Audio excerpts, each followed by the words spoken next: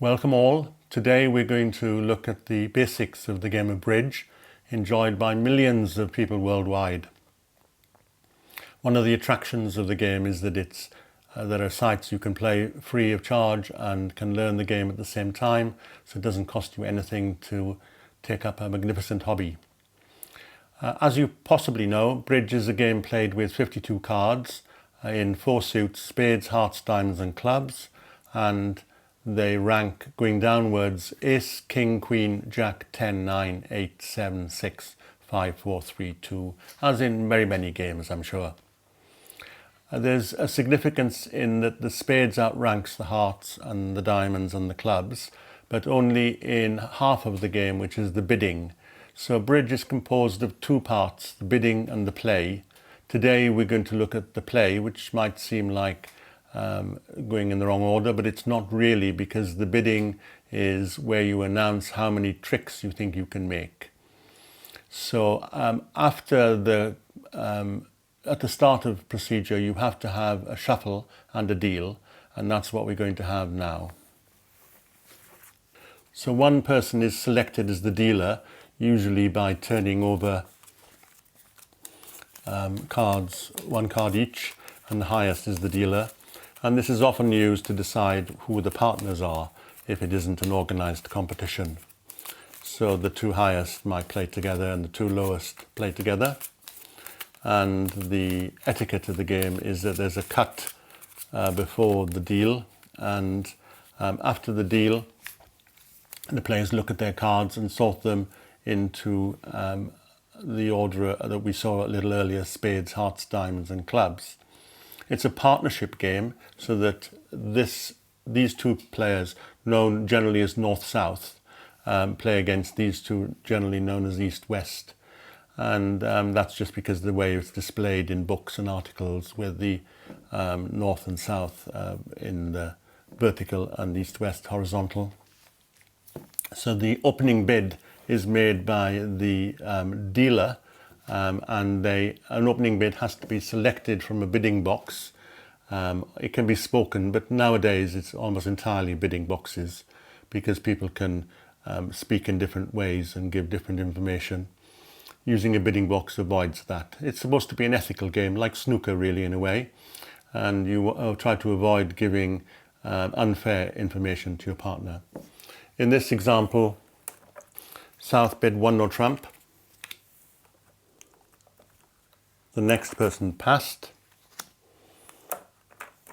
The partner of the person who opened 1 no trump bid 3 no trumps. The next person passed.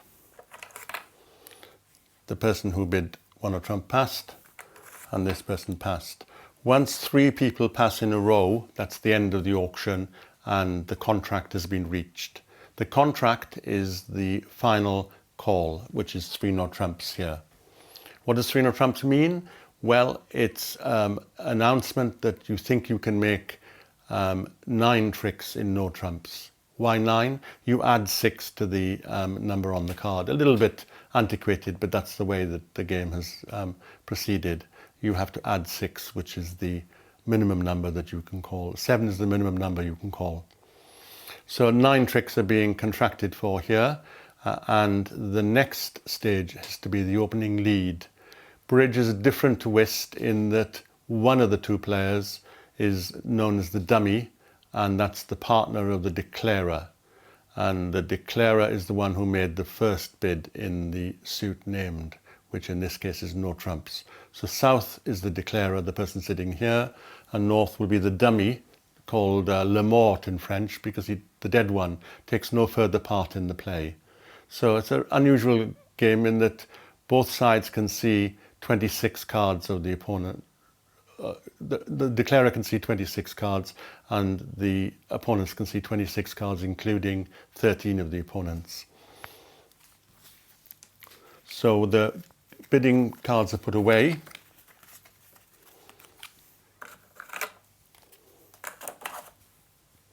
And an opening lead is made.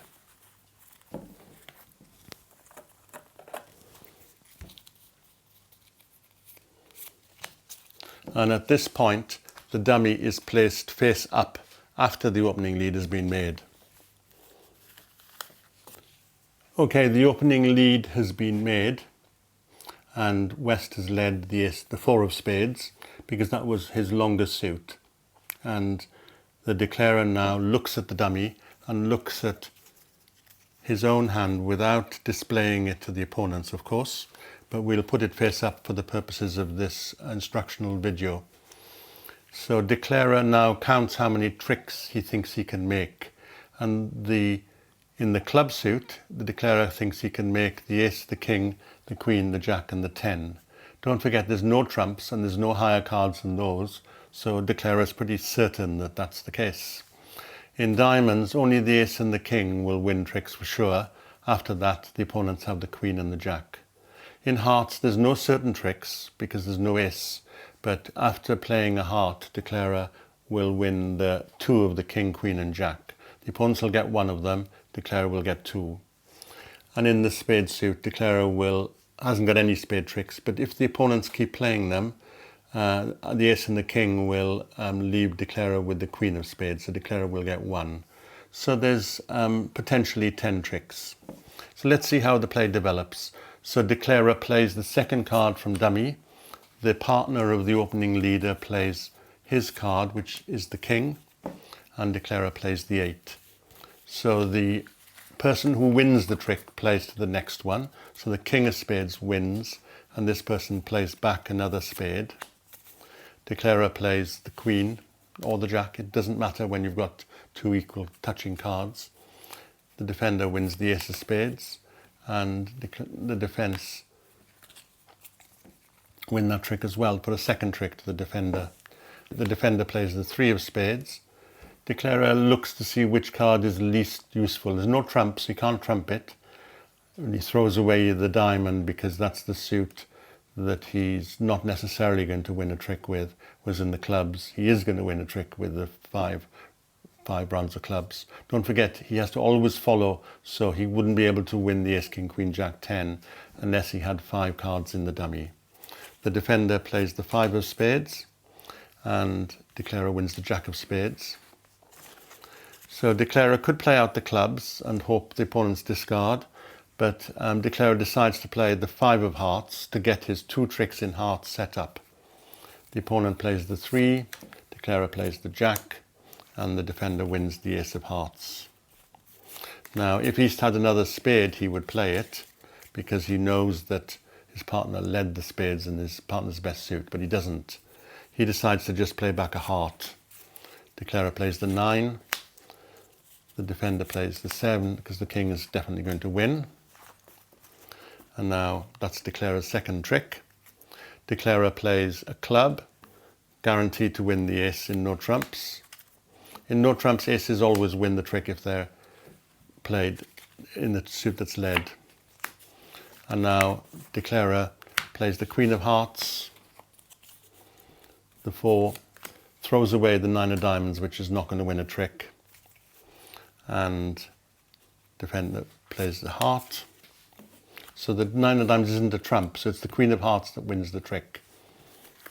And now at this point, declarer is confident that he's going to make the remaining tricks. He's got the king, queen, jack, 10 of clubs, king, queen, jack, and then the 10 or the 9 of clubs, and the ace and king of diamonds. And usually more experienced players would say at this point, I've got the rest, I claim the tricks.